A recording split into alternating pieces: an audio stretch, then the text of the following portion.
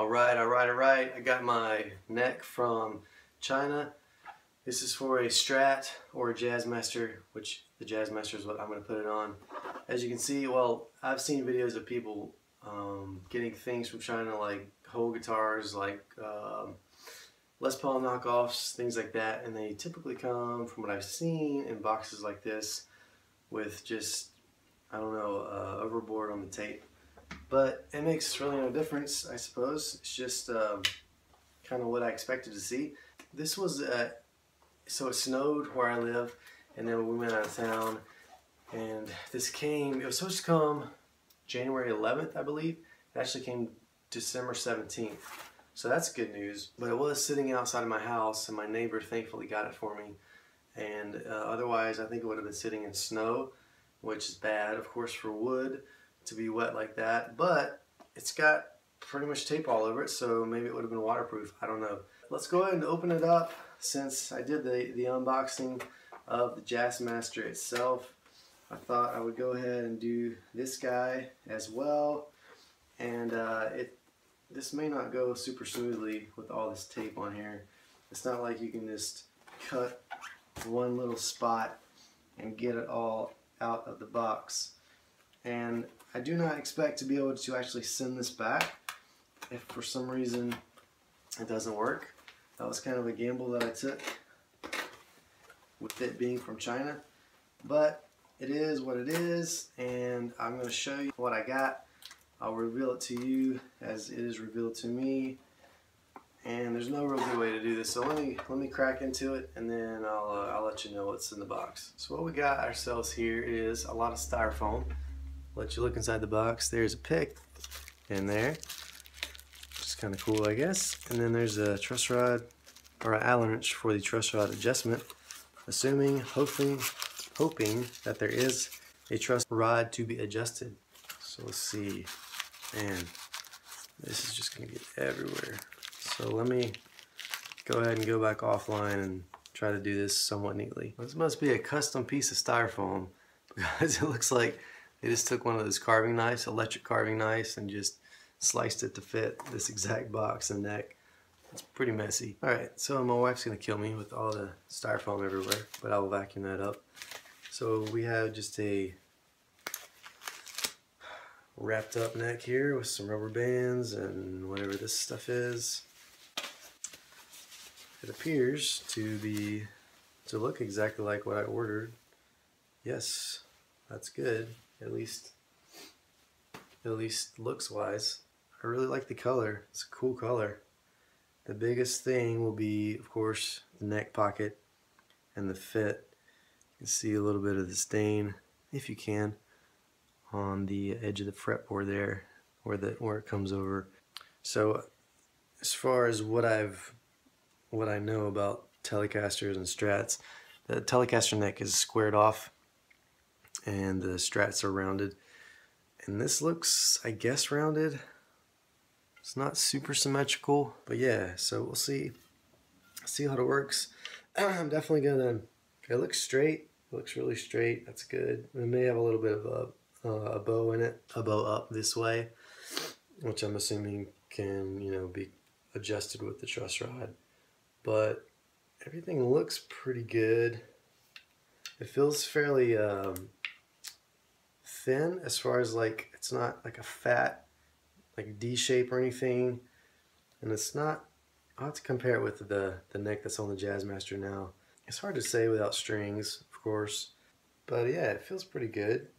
There's kind of a random spot there that's underneath the lacquer, so I guess that's just part of the wood. Yeah, I'll look at it some more, see if I see anything that sticks out, and then I'll let you know what I find out. Real quick, while I'm at it, while I'm thinking about it, the reason I went with this neck and not something else from like Warmoth or Mighty Mite or something like that, or Fender itself, Custom Shop, whatever, is just really because of the price.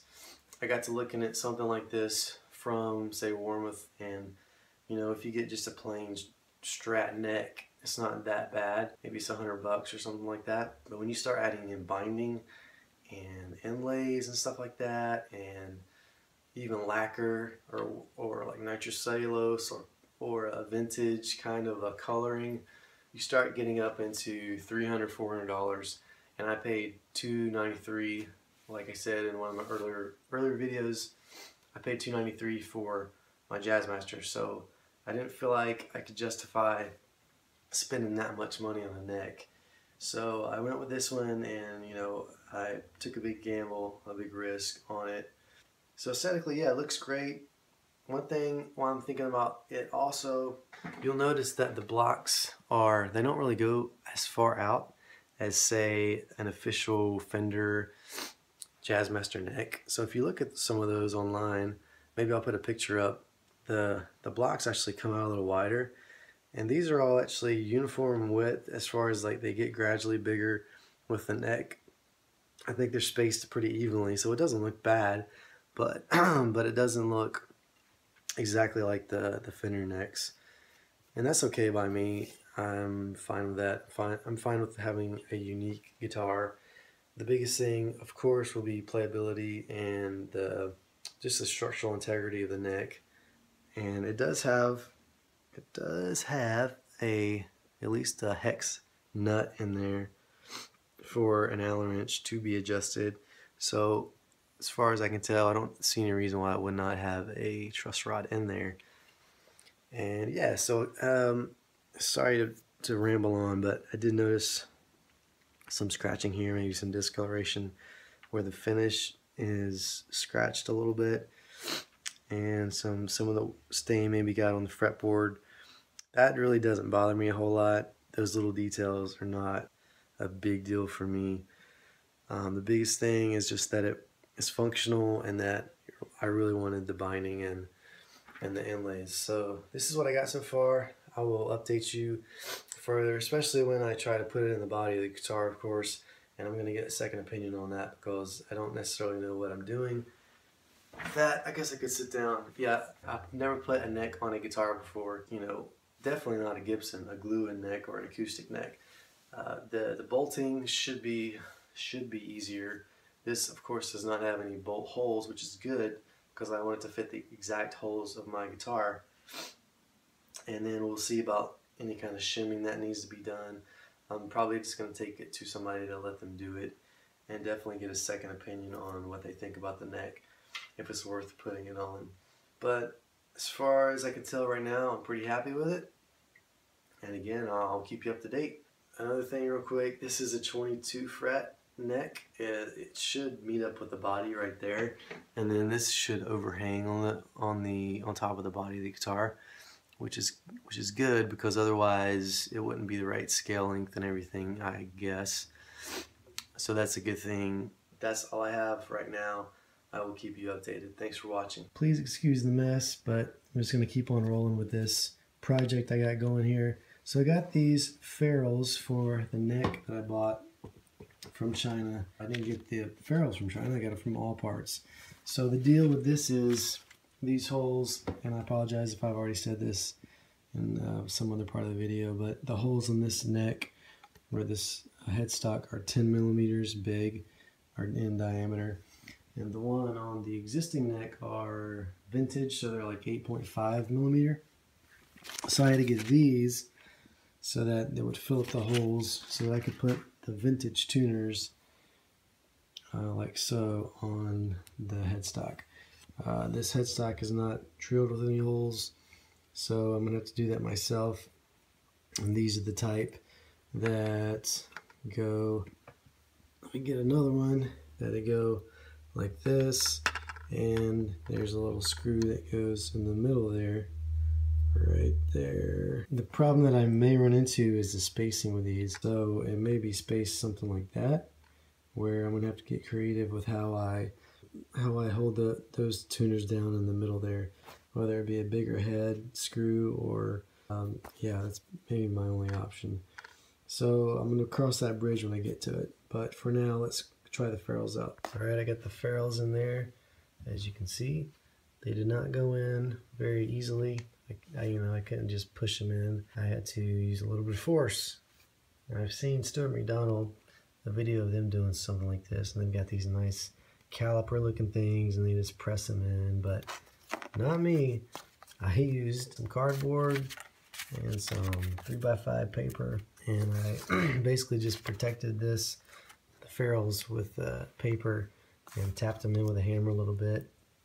And then I went in here with the cardboard and the 3x5s, and then used carefully my pliers to just clamp down a little bit more. So that's how I did it without any damage, thank God. And here's a little comparison if you're interested to the stock ferrules. There's kind of the difference. I don't know if you can tell here, but the top ferrule, the one, let me put this down and point to it. So this one up here is closer to the top of the headstock than this one is.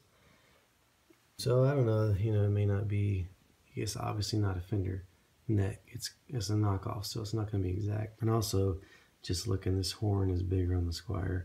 So this is supposed to be more of a Strat neck anyway, so I expected that. But yeah, so these are bigger. I didn't want the big washers on there that come with the other style of tuners, the more modern tuners.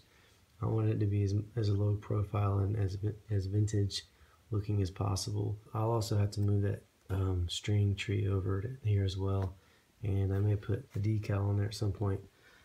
So that's that. I'm going to turn it over and look at the tuners and see what kind of spacing is there. Alright, I got my tuners just sitting in the holes. As you can see, the screw holes between the tuners themselves, or the machine heads, they are actually pretty good. They fit normally. The only one that's off is the one that we were talking about earlier, is the one that's at the top of the headstock. So this one is a little bit spaced. It's spaced further than the rest, so that's unfortunate, but it's definitely not worth re-drilling or plugging it and doing, you know, re-drilling it all over again. So I'm just going to get creative with that, or see if the stock screw will still hold that down and work. I decided to go ahead and get brave and take the neck off. So there's the original neck. I've never done anything like that before, but it's as simple as you might think. You just unscrew it. So I did that. So here's the new neck. I'm not going to say the moment of truth because I've actually already tried this, but it does not go in there. It does not just slip in. So the neck is actually bigger than the pocket, or the pocket's smaller. So I've got this side pretty much flush up against, and you can tell it's that much that it's bigger on that side. I'm not going to mess with the body, I don't think. I'm going to try to sand down the neck on either side, which will be interesting because I don't want to take off the finish that's visible. So yeah, the neck's going to be interesting to say the least. As far as the fit here, this side is pretty well fit and rounded. This side is not, but I think the neck itself is a little bit long compared to the other neck. So in other words, I think we're going to have to shave off a bit just around here, ever so slightly, to get the right scale length and everything. So I can probably round off that curve a little better and make it fit. But yeah, this is not going to be any small task, at least for me, because I've never done anything like this. And I've talked to the local guitar shop, and they didn't necessarily sound super helpful with it. So we'll see how it works out, but I'm really hoping that this neck will work on this guitar.